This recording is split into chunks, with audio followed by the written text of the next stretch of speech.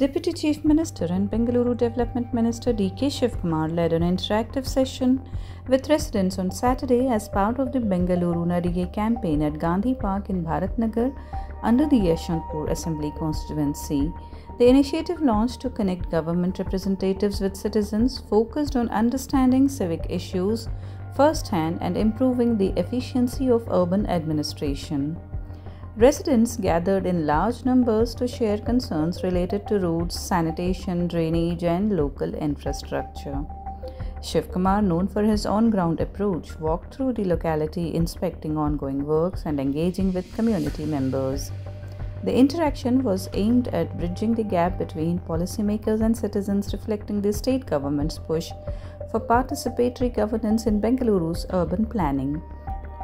Accompanying the Deputy Chief Minister were MLA S.T. Somashekar, BBMP Chief Commissioner Maheshwar Rao, Bengaluru Central Commissioner Rajendra Cholan, West Zone Commissioner Dr. Rajendra KV, and Additional Commissioner Digvijay Borke. Senior officials from various civic departments were also present to take note of public grievances and ensure immediate follow-up. The Bengaluru Nadige campaign continues across different city zones, reinforcing D.K. Shivkumar's emphasis on citizen-driven development and responsive governance.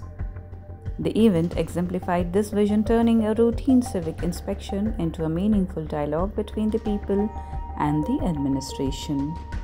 ಯಾರು ತಿರ್ಗಾ ಮಾತಾಡಬೇಕು ಅಂದ್ರೆ ಮಾಧ್ಯಮದವರಿಗೆಲ್ಲ ಹೇಳ್ತಾ ಇದ್ದೀನಿ, ಎಲ್ಲ corporation ನ ಒಂದೊಂದು ಜಾಗದಲ್ಲಿ ಈ ರೀತಿ ಮಾಡಿದ್ದೀನಿ.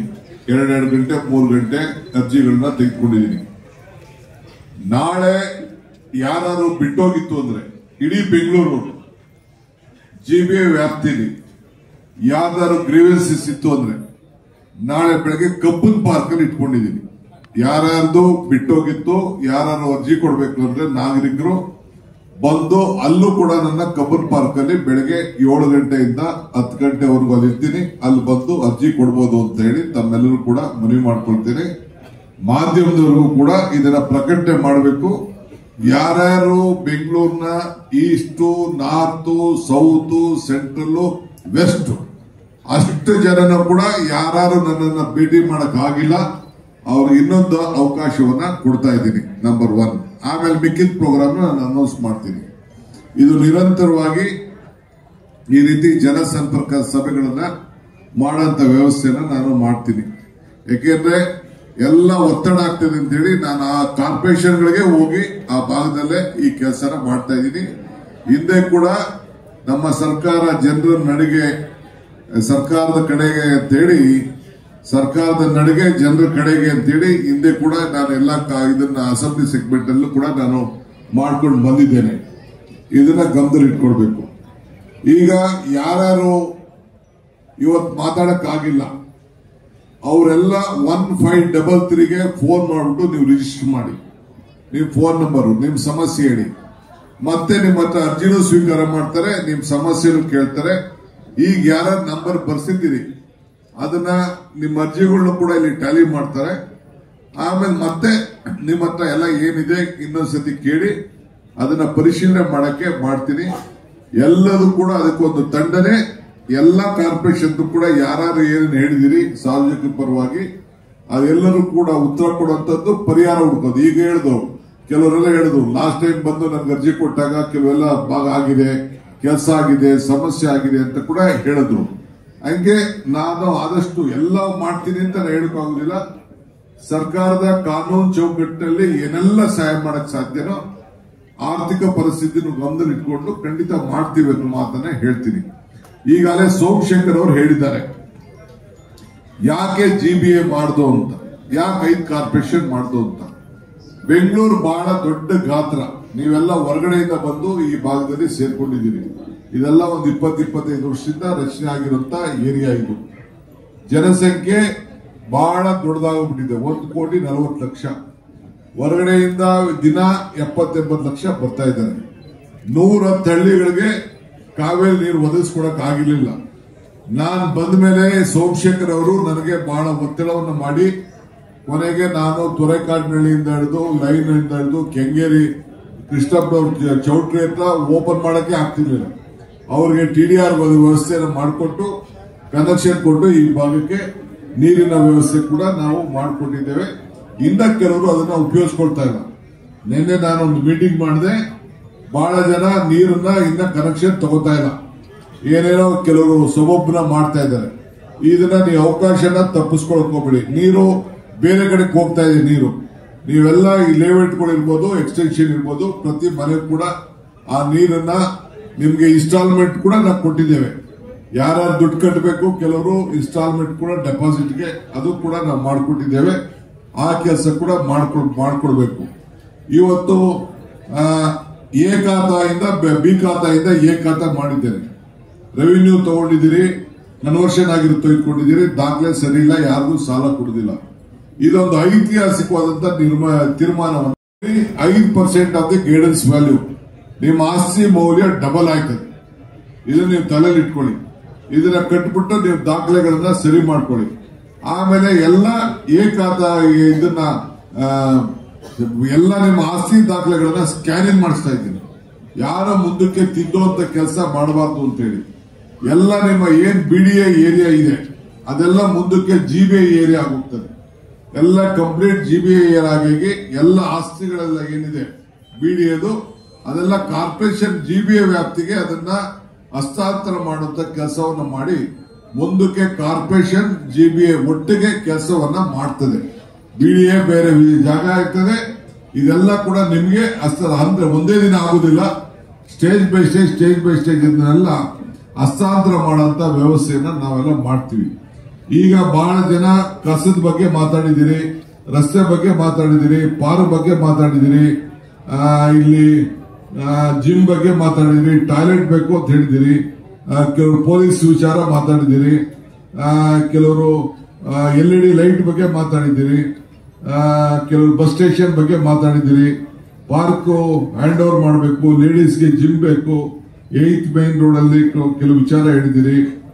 ಮಾಚಿದೇವರು ಅವರು ಕೂಡ ಸಂಘದವರು STP ಬಗ್ಗೆ ಮಾತಾಡಿದ್ದಾರೆ.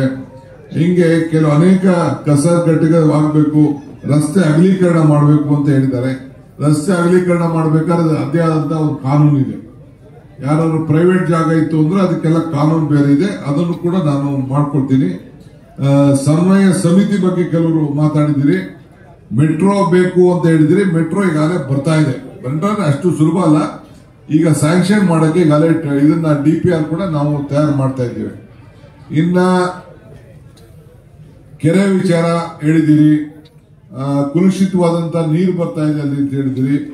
ಉದ್ಯಾನವನ ಎನ್ಕ್ರೋಚ್ಮೆಂಟ್, ಯೂನಿವರ್ಸಿಟಿ ಒಳಗಡೆ ಟ್ರಾಫಿಕ್ ಪ್ರಾಬ್ಲಮ್ ಇದೆ, ಇವೆಲ್ಲ ಕೂಡ ಹ್ಯಾಂಡಿಕ್ಯಾಪ್ಗಳಿಗೆ ಅನುಕೂಲ ಆಗಬೇಕು, ಅದ ಕೂಡ ನೀವು ತಿಳಿಸಿದಿರಿ. ಇನ್ನ BWCSB ನೀರಿನ ಬಗ್ಗೆ ಕೆಲವರು ಮಾತಾಡಿದಿರಿ. BDA ಫ್ಲಾಟ್ಗಳನ್ನ ಹಸ್ತಾಂತರ ಮಾಡೋದ್ರ ಬಗ್ಗೆ ಮಾತಾಡಿದಿರಿ. ಕೆಲವು ಸಮಿತಿಗಳ ಬಗ್ಗೆ BDA ನೋಟಿಫಿಕೇಶನ್ ಅದನ್ನ ಮನೆಗಳನ್ನ ಬಿಡಬೇಕು ಅಂತ ಮಾತಾಡಿದ್ರೆ ಅದಕ್ಕೊಂದು ಪದ್ಧತಿ ಕಾನೂನು ಇದೆ. ಆ ಕಾನೂನು ನೋಡಿ ತೀರ್ಮಾನ ಮಾಡ್ತೀವಿ. ಇನ್ನೊಂದು CC ಕ್ಯಾಮೆರಾ ಅಳವಡಿಸಬೇಕು, ಸ್ಟೇಡಿಯಂಗಳು ಬೇಕು, ಸ್ಪೋರ್ಟ್ಸ್ ಗ್ರೌಂಡ್ ಬೇಕು, ಆಮೇಲೆ ಚಿತ್ತಾಗಾರ ಬೇಕು,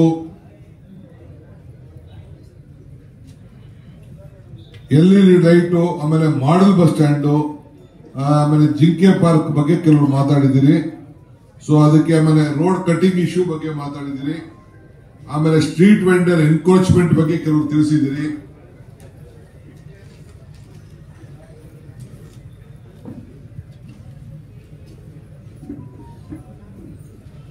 ಉಪ್ಕಾರ್ ಲೆವೆಟ್, ಕ್ಲಬ್ ಹೌಸ್, ಕೆಲವು ಕಡೆ ಕ್ಲಬ್ ಬೇಕು ಅಂತ ಹೇಳಿದಿರಿ, ಕ್ಲಬ್ ನ ಹ್ಯಾಂಡ್ ಓವರ್ ಮಾಡಿ ಅಂತ ಹೇಳಿದಿರಿ. ಸೊ ಲೇಕ್ ಡೆವಲಪ್ಮೆಂಟ್ ಬಗ್ಗೆ ಮಾತಾಡಿದಿರಿ.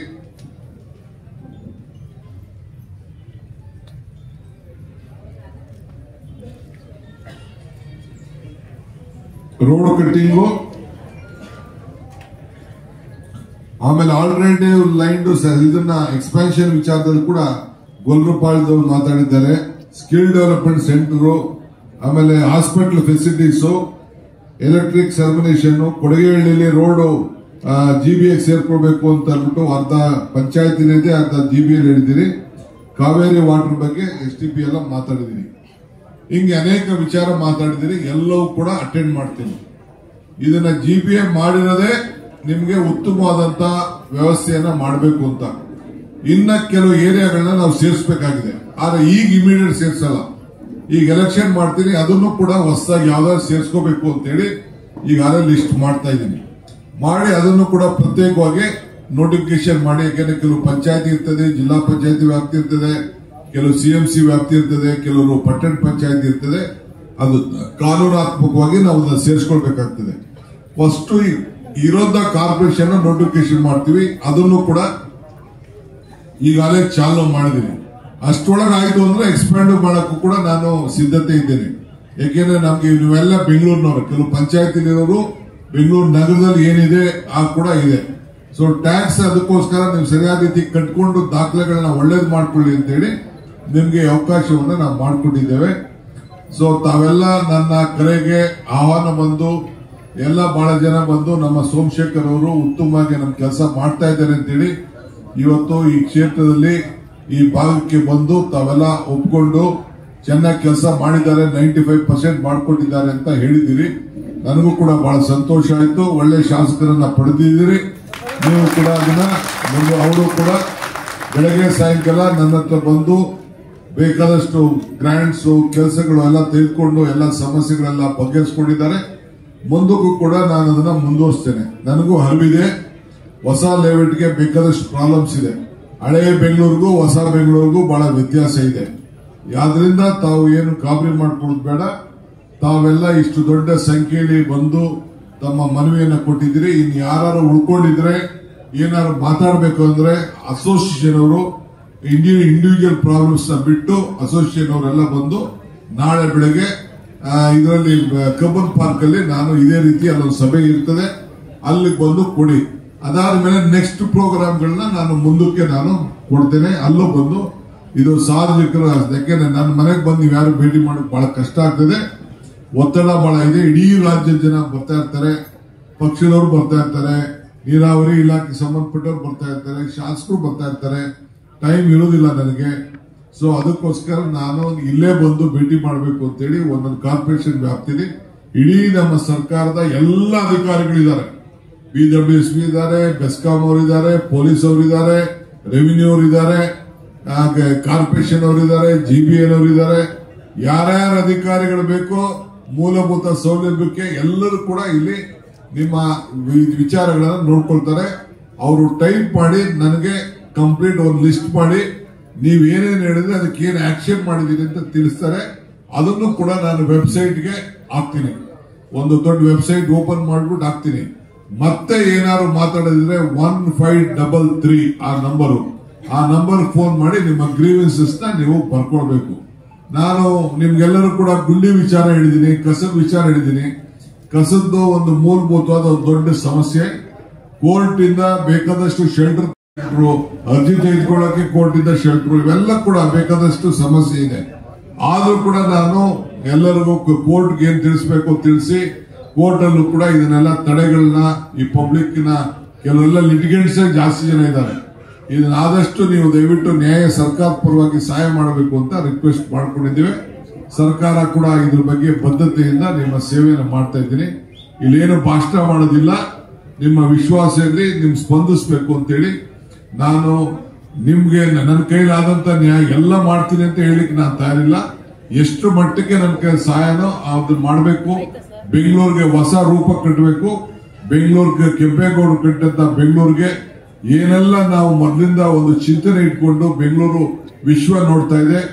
ಉದ್ಯೋಗಕ್ಕೋಸ್ಕರ ಜನ, ವಿದ್ಯೆಗೋಸ್ಕರ, ಉದ್ಯೋಗಕ್ಕೋಸ್ಕರ ವಿಪರೀತ ಜನ ಹೊರಗಡೆಯಿಂದ ಬಂದು ಬೆಂಗಳೂರಿಗೆ ಜನಸಂಖ್ಯೆ ಜಾಸ್ತಿ ಆಗ್ತಾ ಇದೆ.